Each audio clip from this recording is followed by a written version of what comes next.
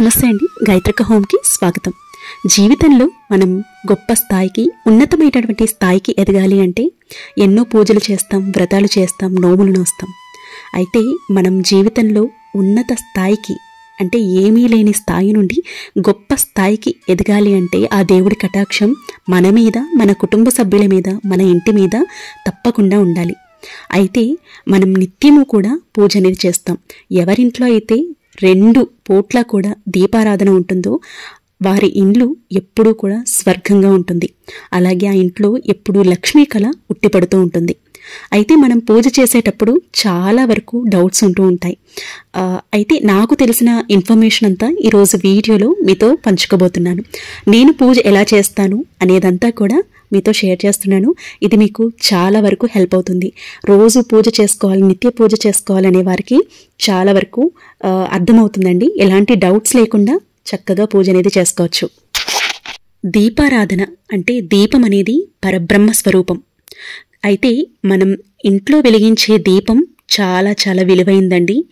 ఎవరింట్లో అయితే దీపం వెలిగిస్తారో ఆ ఇంట్లో సకల దేవతలు కొలువై ఉంటారట. బ్రహ్మముహూర్తంలో చేసే దీపారాధన ఎంతో శక్తివంతమైనది. సాయం సంధ్యా వేళలో చేసే దీపారాధన బ్రహ్మముహూర్తంలో చేసే దీపారాధన కంటే రెట్టింపు పుణ్య ఫలితం అనేది లభిస్తుందట. 2 పూట్ల కూడా దీపారాధన చేయగలిగితే ఇంకా మంచిదండి. అయితే మీ ఇంట్లో పూజ ప్రారంభించే ముందు మీ పూజ గదిలో కొన్ని పసుపు నీళ్లు చిలకరించి పూజ గది ముందు అష్టదళ ముగ్గును వేసుకుంటే చాలా మంచిది. ఎందుకంటే అష్టదళ పద్మ ముగ్గులో లక్ష్మీదేవి కొలువై ఉంటారట. అలాగే గుమ్మం ముందు కూడా చక్కగా ముగ్గు అనేది వేసుకోవాలి. ప్రతి నిత్యము కూడా గుమ్మం ముందు ముగ్గుతో గడప అనేది కలకలలాడుతుందో ఆ ఇంట్లో లక్ష్మీదేవి కొలువై ఉంటారట. అయితే మనం రాత్రి వేళ వేసే ముగ్గు కంటే ఉదయం తెల్లవారుజామునే లేచి గడపనంతా శుభ్రం చేసుకుని, గుమ్మాన్ని కూడా శుభ్రం చేసుకుని ప్రతిరోజు ఉదయాన్నే ముగ్గు అనేది వేసుకుంటే ఆ ముగ్గుకి ఒక స్థానం అనేది ఉంటుంది. చాలామంది సాయంత్రం వేళ వేసి ముగ్గు ఉదయానికి అలాగే ఉంచేస్తారండి. అది లెక్కలోకి రాదు. తెల్లవారుజామునే లేచి ముగ్గు అనేది వేసుకుంటే చాలా మంచిది. అయితే ముందుగా పూజ చేసుకోవాలి అని సంకల్పించుకున్నప్పుడు పూజల గదిలో ఎండిన పుష్పాలన్నీ కూడా ఎప్పటికప్పుడు తీసేయాలి. అంటే నిర్మాల్యం చేసుకోవాలి. ఇలా ఎప్పటికప్పుడు పూజ గదినంతా కూడా శుద్ధిగా, శుచిగా, శుభ్రంగా ఉంచుకోవాలి. ఇలా ఉంచుకోవటం వల్ల మనకి పాజిటివ్ ఎనర్జీ అనేది ఉంటుంది. ఎప్పుడు కూడా పూజ గదిని దేవాలయంలా భావించి దేవుడి పటాలకి పసుపు రాసి కుంకుమ బొట్లు పెడుతూ ఉంటాము.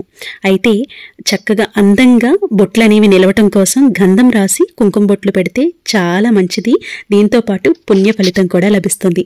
పూజ గదిలో మనం నార్మల్గా న్యూస్ పేపర్స్ ఇట్లాంటివి వేస్తూ ఉంటామండి. మనం న్యూస్ పేపర్ వేసినప్పుడు ఏంటంటే మనం దీపారాధన చేసినప్పుడు అక్కడ కాలిపోయే ప్రమాదం ఉంది.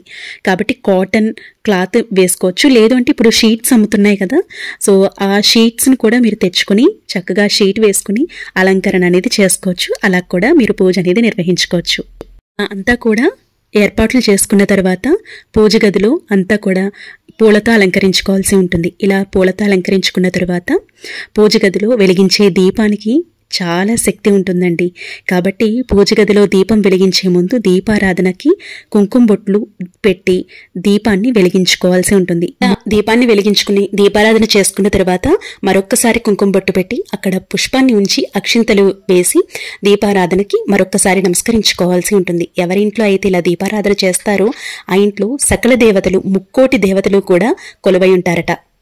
ఇక పూజలో నైవేద్యంగా దేవుడికి బెల్లం ముక్కని నివేదించవచ్చు. రోజు మీరు చేసుకోగలిగితే నైవేద్యాన్ని తయారు చేసి పెట్టొచ్చు. లేదు మేము నిత్య పూజలాగా చేస్తున్నాం, రోజు మాకు నైవేద్యం కుదరదక్క అంటే కనుక బెల్లం ముక్కనైనా నివేదించవచ్చు. ఇలా పూజంతా చేసుకున్న తర్వాత గంట ఉంటుంది కదా, గంటని కొట్టాల్సి ఉంటుంది. ఎందుకంటే మేము మీకు పూజ చేశాం తండ్రి అని సంకేతంగా మనం తెలియచేసినట్లు అవుతుంది. అంతేకాకుండా ఇలా పూజంతా పూర్తి చేసుకున్న తర్వాత మీ మనసులో ఉన్నటువంటి కోరికనంతా కూడా స్వామివారికి విన్నవించుకోవాల్సి ఉంటుంది. అయితే మనం లక్ష్మీదేవి పూజ అనేది చేస్తూ ఉంటాం కాబట్టి లక్ష్మీదేవి పూజలో అంటే వెన్నని సమర్పించినా కూడా చాలా మంచిదండి. లక్ష్మీదేవి అమ్మవారి యొక్క కటాక్షం మనకి లభిస్తుంది. పాలలో లక్ష్మీదేవి కొలువై ఉంటారు. అలాగే వెన్నలో కూడా లక్ష్మీదేవి కొలువై ఉంటారు. కాబట్టి వెన్నని కనుక మనం ప్రతి మంగళవారం, శుక్రవారాల్లో అమ్మవారికి నివేదించినట్లయితే చాలా మంచిది. అమ్మవారి కరుణ మన మీద తప్పకుండా ఉంటుంది. ఇలా పూజ చేసుకుని నైవేద్యాన్ని సమర్పించిన తరువాత ఇక తలుపులు వేసి ఒక 10 నిమిషాల పాటు ఆ పూజ గది లోపలికి వెళ్ళకూడదండి. ఇలా చాలామంది తలుపులు వేయరనమాట. ఇది తప్పకుండా గుర్తుపెట్టుకోవాల్సిన విషయం. తలుపులు వేసి ఒక 10 నిమిషాల పాటు అలా వదిలేయాలి. తరువాత తలుపులు తీసి మీ దీపారాధన చక్కగా వెలుగుతున్నంతసేపు తలుపులు తెరిచే ఉంచాల్సి ఉంటుంది. అలాగే ఒత్తుల విషయానికి వచ్చినట్లయితే 3 ఒత్తులతో దీపారాధన చేస్తే ఆరోగ్యం అనేది కలుగుతుంది. 5 ఒత్తులతో దీపారాధన చేస్తే మీ ఇంట్లో పుష్కలంగా డబ్బు ధనధాన్యాలకు లోటు ఉండకుండా అమ్మవారు కాపాడుతారు. కాబట్టి 5 ఒత్తుల దీపారాధన అనేది ఎంతో శ్రేయస్కరం అండి. అలాగే మీరు ఆవు నేతితో దీపారాధన చేసుకుంటే చాలా మంచిది. లేదు అంటే నువ్వుల నూనె దీపారాధన కూడా ఎంతో శ్రేష్టం. ఎవరికైతే జాతక దోషాలు ఉన్నాయో అలాగే ఏలినాటి శని ప్రభావంతో బాధపడుతున్నారో అలాంటి వారు నువ్వుల నూనెతో ప్రతి శనివారం వెంకటేశ్వర స్వామికి పూజ అనేది చేయండి. చాలా మంచిది. ఇది ప్రాక్టికల్గా కూడా నాకు ప్రూవ్ అయిందనమాట. తప్పకుండా ఏలినాటి శని దోషాలు ఉన్నవారు తప్పకుండా వెంకటేశ్వర స్వామికి పూజ అనేది చేయండి. నువ్వుల నూనె దీపారాధన చేసుకోండి. అలాగే ప్రతి సోమవారం కూడా శివుడికి అభిషేకం అనేది చేయించుకోండి. చాలా మంచిది. అయితే పూజ గదిలో ఎప్పుడు కూడా పూజా పటాలనేవి కలగా ఉండేవి ఎంచుకోండి. అలాగే లక్ష్మీదేవికి ఎడమవైపున గణపతి స్వామివారి యొక్క చిత్రపటం పెట్టుకుంటే చాలా మంచిది. ఎవరింట్లో అయితే లక్ష్మీదేవికి ఎడమవైపున గణపతి పెట్టుకుంటారో ఆ ఇంట్లో అఖండ రాజయోగం ఐశ్వర్యం కలుగుతుంది. మీ భర్త సంపాదన అనేది కూడా పెరుగుతుందండి. అంతేకాకుండా ప్రతి నిత్యము కూడా మనం గణపతికి పూజ అనేది చేస్తూ ఉంటాం. కాబట్టి మనం ఏ వ్రతం చేసినా ఏ పూజ చేసినా ముందుగా గణపతిని పూజిస్తాం. కాబట్టి చిన్న గణపతి విగ్రహాన్ని కూడా కొని తెచ్చుకోండి. చాలా మంచిది. ఇక దేవుడి పటాలు శుభ్రపరిచే విషయానికి వచ్చినట్లయితే దేవుడి పటాలు శుభ్రపరచడం అనేది బుధవారం అలాగే శనివారం పెట్టుకుంటే చాలా మంచిది. ఒకవేళ బుధవారం కుదరలేని వారు గురువారం అయినా కూడా మీరు శుభ్రపరచుకోవచ్చు. ప్రతిరోజు మీరు పూజ చేసుకోవాలని అనుకున్నా కూడా కుదరలేని వాళ్ళు ఉంటారు కదా. అయితే వాళ్ళు ప్రతిరోజు పూజ చేయటం కుదరలేని వారు ప్రతి లేదంటే శనివారం పూజ చేసుకోవటానికి ప్రయత్నించండి. ఎందుకంటే ప్రతి శుక్రవారం పూజ చేసేవారు లక్ష్మీదేవి అనుగ్రహం అనేది కలుగుతుంది. ఒకవేళ శనివారం పూజ చేయాలి అనుకుంటే వెంకటేశ్వర స్వామి పూజలో లక్ష్మీదేవిని కూడా పెట్టి పూజ అనేది చేసుకోవటం వల్ల లక్ష్మీనారాయణల యొక్క అనుగ్రహం కలుగుతుంది. వెంకటేశ్వర స్వామి యొక్క కటాక్షం మనకి కలుగుతుంది.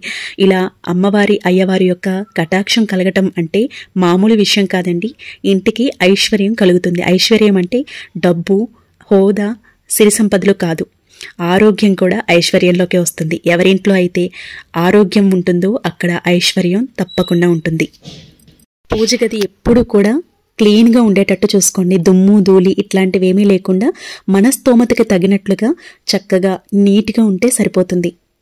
ఈ వీడియో మీకు హెల్ప్ అయిందని అనుకుంటున్నాను. ఈ వీడియో నచ్చినట్లయితే లైక్ చేయండి, షేర్ చేయండి, సబ్స్క్రైబ్ చేసుకోండి. ఈ వీడియో ఇక్కడి వరకు చూశారు అంటే ఎంతో కొంత నచ్చే ఉంటుంది. తప్పకుండా లైక్ చేసి మరిన్ని ఇలాంటి వీడియోస్ కోసం మన ఛానల్ని సబ్స్క్రైబ్ చేసుకోండి. మీరు ఇచ్చే లైక్ నాకు ఎంతో మోటివేటివ్గా ఉంటుంది. రేపటి ఒక మంచి వీడియోలో మళ్ళీ మీ ముందుకు వస్తాను. ఇలా ఈ వీడియోకి సంబంధించి ఏమైనా డౌట్స్ ఉన్నాయనుకుంటే కమెంట్ సెక్షన్లో అడగండి. తప్పకుండా మీకు రిప్లై అనేది ఇవ్వడం జరుగుతుంది. రేపటి వీడియోలో మళ్ళీ కలుద్దాం. అప్పటి వరకు నమస్తే, మీ గాయత్రక్క. ఓం శ్రీ మాత్రే నమః.